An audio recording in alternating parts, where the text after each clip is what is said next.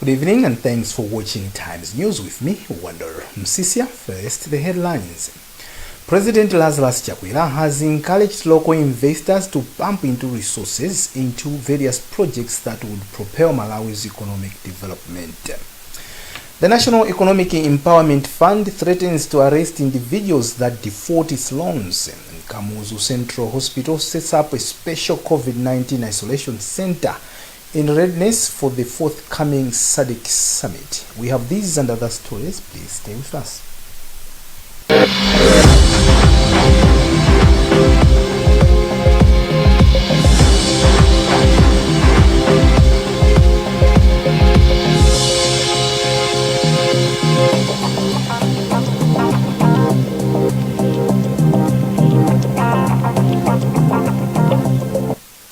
President Lazarus Chakwera says that the Domestic Investment Forum will promote and encourage local investors to pump in resources into various projects. President Chakwera says this would help propel Malawi's economic development. The president has since decried what he calls Malawi's man-made poverty. Chakwera said this when he presided over the virtual Domestic Investment Forum on Thursday. More in this report. Chakwera said his government is committed to ensuring that the private sector thrives in the country. According to the Malawi leader, a vibrant private sector would help the country to have accelerated economic growth. With the right investors, we can increase the productive capacity of our industries. With the right investors, we can lift our people out of man-made poverty. With right investors, we can create millions of jobs as income-generating opportunities for millions of households. With the right investors, we can transform the face of our cities. In my view, not only is this something we can do, this is something we must. Minister of Trade Sosten Gwengwe said Malawi was forced to hold a virtual domestic investment forum due to the impact of the COVID-19 pandemic. Malawi Investment and Trade Center Acting Director of Investment and Trade Facilitation Pirira Kafakamoyo says the Domestic Investment Forum is crucial for Malawi. The whole idea of the investment forum is to share the opportunities that are there in agriculture, agro-processing and the manufacturing sector, but also to let people know that MITC is not only there for the foreign investors but also for the domestic investors. And what is it that MITC provides to the investors, the services that we provide? For example, facilitating the investors through the investment process and also linking the investors to financial institutions and also identifying joint venture partners for those that are looking for partners to do business with. Over 50 investors are taking part in the Domestic Investment Forum. The National Economic Empowerment Fund, NEF, has threatened to arrest individuals that default its loans. NEF Acting Executive Director Humphrey Yetseni was speaking when the organization appeared before Budget Committee of Parliament on Thursday in Lilongwe. Wezi Gausi with the details. NEF came into being after being rebranded from Malawi Rural Development Fund, MADEF, in September 2020 in order to look into the broader objectives of microfinancing. Mjeseni says out of 6.4 billion kwacha that was dispersed across the country, only 539 million kwacha has been recovered. He attributed failure to pay back the loan to procedures that were heavily compromised as the process was on a larger scale politicized. Through our only recycled funds that we disbursed in the last financial year, when we recover those funds, we'll be able to also put into the circulation. Budget Committee of Parliament Chairperson Gladys Ganda says the committee has noted the challenges faced by NEF. She says people are encouraged to pay back the loans for others to benefit from the same. What we should be mindful is the fact that these funds are benefiting rural masses. The funds are benefiting local Malawians. And you know that the NEF mission is to make sure that the underserved ordinary Malawians access those loans. Meanwhile, NIF has asked committee to lobby for an additional 20 billion kwacha from government to have a total of 50 billion kwacha. The 50 billion kwacha would enable the organization to disperse 200 million kwacha to every constituency in the country. Kamuzu Central Hospital, KCH, has prepared a special COVID-19 isolation center to handle cases that may arise during the forthcoming 41st Summit of the Southern African Development Community Heads of State and Government. Vice President Saulos Chilima toured the isolation center at the hospital on Thursday and said he was impressed with the preparations. Rebecca Chimjeka has filed this report read by Matthews Kasanda. Chilima says he is impressed with how prepared the hospital administration is. The vice president says he is happy to go and report back to the president on how the hospital has done in preparation ahead of the summit. As we've seen, they are very ready. I mean, there's really nothing to worry about here at Kamuzu Central Hospital. So overall for today, I would say that while others are very ready, there's some work being done in a few places. But to just assure all of us that by Saturday evening we should be in all places at 100%. During the visit, KCH Director Jonathan Ngoma took Chilima on a tour of the High Dependence Unit and special wards, including Special Emergency Isolation Center, that have been prepared for any eventualities during the summit. Chilima was accompanied by Minister of Foreign Affairs, Esson Huankaka, Deputy Minister of Lands and Urban Development, Abida Mia, and Minister of Health, Kumbize Kandodo Chiponda.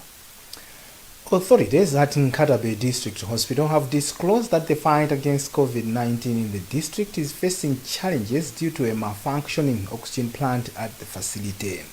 The oxygen plant has not been working for 6 months, a development forcing the hospital to procure the needed oxygen from Kamuzu Central Hospital in Lilongwe. Patience Lunda has a report read by Festo Malikezo.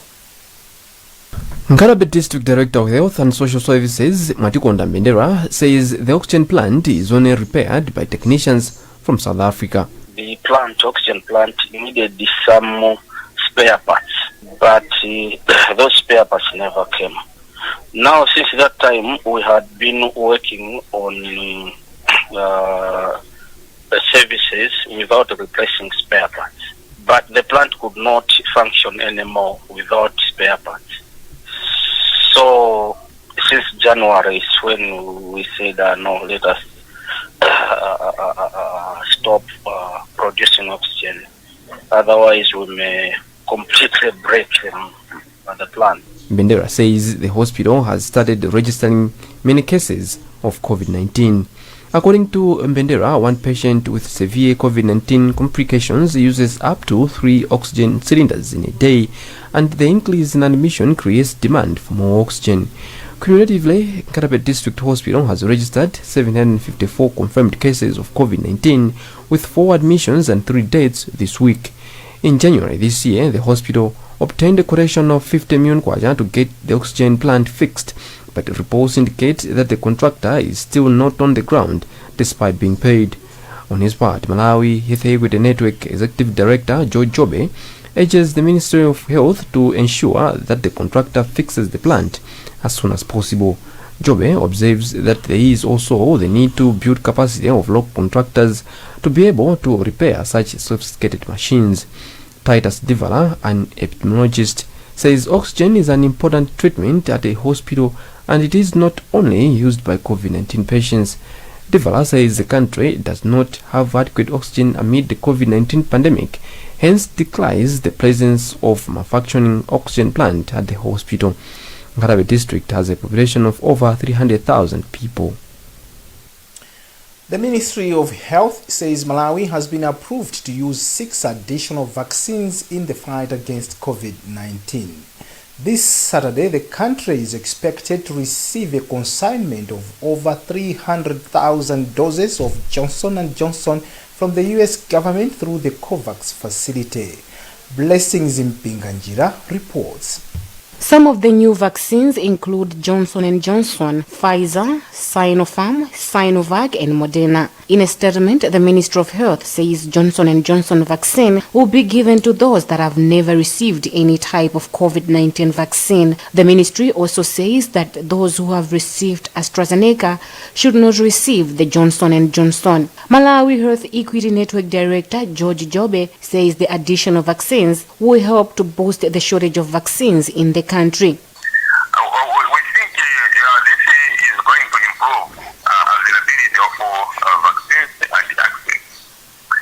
Taking from our experience that there was a time India was not exporting AstraZeneca because it wanted to vaccinate its citizens first. And that exposed Malawi to drought, a period of no vaccines. So having more choices means we have more sources of the vaccine. Jobe says the addition of vaccine will help in the fight against COVID-19. You're watching news at 8 on Times Television, TTV and Times 360 Malawi Facebook page. We'll be back after this short break.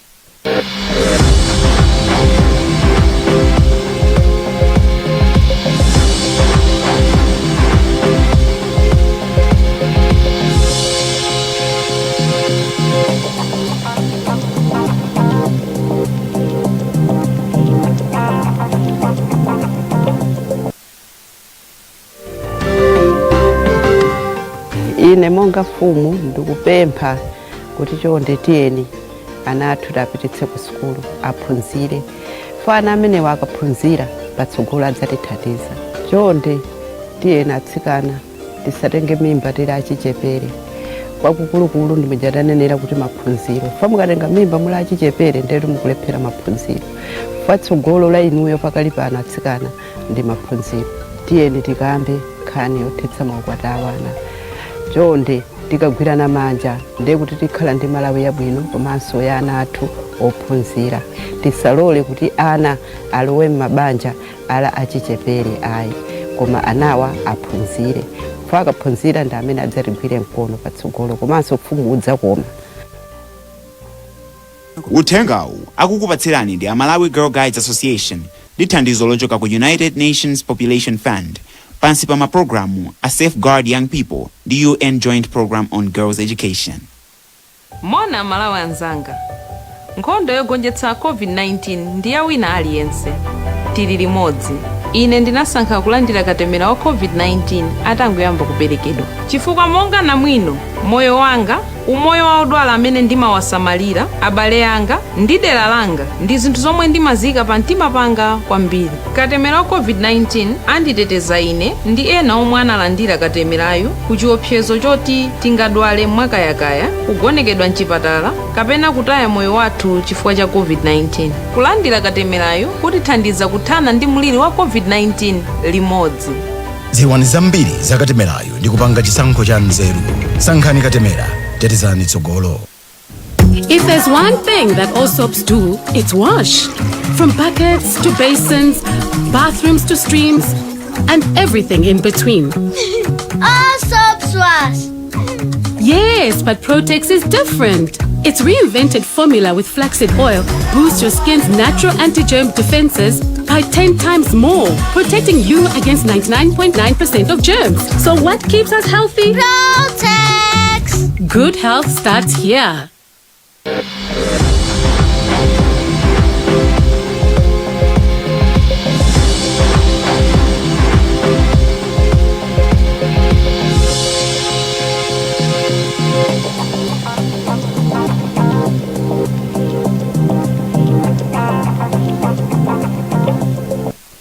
Welcome back. You're watching news at 8 on Times Television, TTV and Times 360 Malawi Facebook page.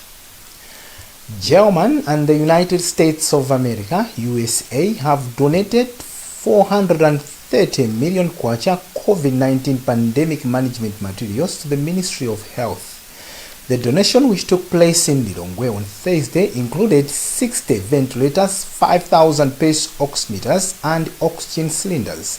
Ellen Pindani has filed this report, read by Audrey Kapalamula. Minister of Health Kumbise Kantolo Chiponda commended the two governments for their kind gesture to Malawi. Chiponda says the ventilators and oxygen cylinders are crucial in treating COVID-19 patients. She also says that government is not entirely depending on donors to fight COVID-19. From the government of Germany, it is a donation of worth over 360 million Malawi kwacha.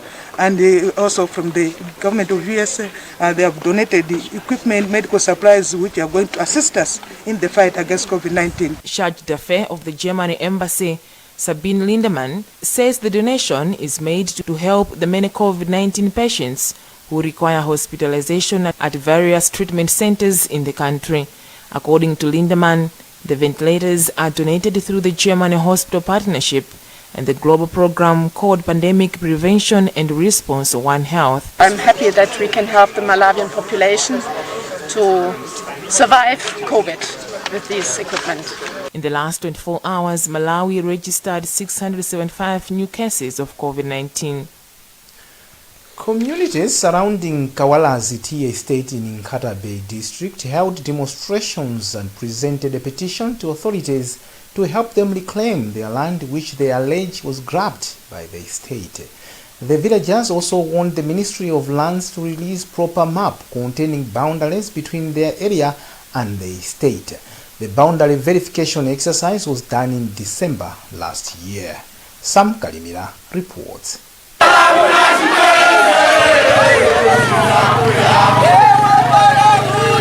Led by some chiefs and community members committee, the villagers are demanding the estate to let go of their customary land which has been encroached. The communities peacefully marched from Kawalazi Trading Center about 3 kilometers to Kawalazi tea estate offices, chanting songs against the state owners, and presented their petition to Nkata Bay District Commissioner's representative Wilfred Kaunda. There was a heavy presence of police officers throughout the protest. Other security officers were positioned in strategic places to protect the estate property in case of riots.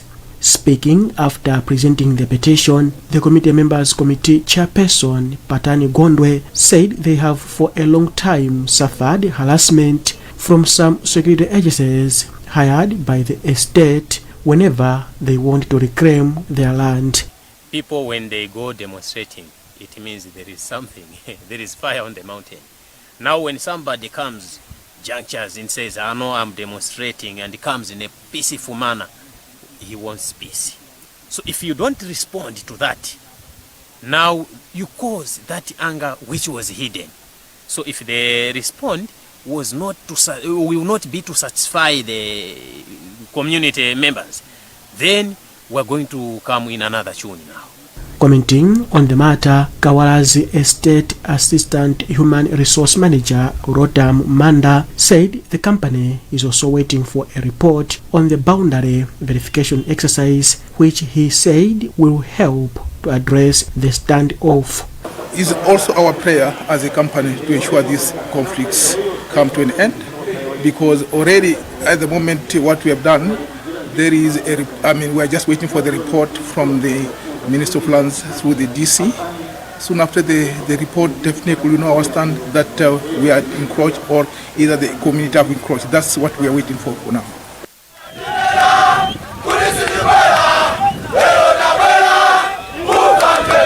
The land wrangles between the community members and Kawalazi tea estate started in 2006 and has been very volatile since 2018. Kawalazi estate has around 8,000 hectares covered with tea, macadamia, and a forest reserve. And Kabula Seventh-day Adventist Church has launched a church construction project. Speaking at the groundbreaking ceremony, Executive Secretary for South Malawi Conference, Patriarch Chaluchalu said upon completion, the facility will provide a wonderful worship experience to its members. He explains. Today we're doing the groundbreaking ceremony for that kind of a project. And coming from the South Malawi Conference, it's just a matter of assuring them that we are in this project together as a church, because as far as I'm concerned, when this church building is completed, I so believe that it will be something for the Adventist church as a whole. That item concludes the news, but before we go, the headlines again. President Lazarus Chakwera has encouraged local investors to pump in resources into various projects that would propel Malawi's economic development. The National Economic Empowerment Fund threatens to arrest individuals that default its loans. And Kamuzu Central Hospital sets up a special COVID-19 isolation center in readiness for the forthcoming SADC Summit. Remember, you can get more on these and other stories by visiting our website www.times.mw, liking our Facebook page Times 360 Malawi, and following us on Twitter at Times 360 Malawi. Remember to wash your hands regularly, observe social physical distance, and mask up. Please stay safe. You've been with me, Wonder Msisia. I wish you a lovely evening and continue watching the rest of the program right here on Times TTV. Good night.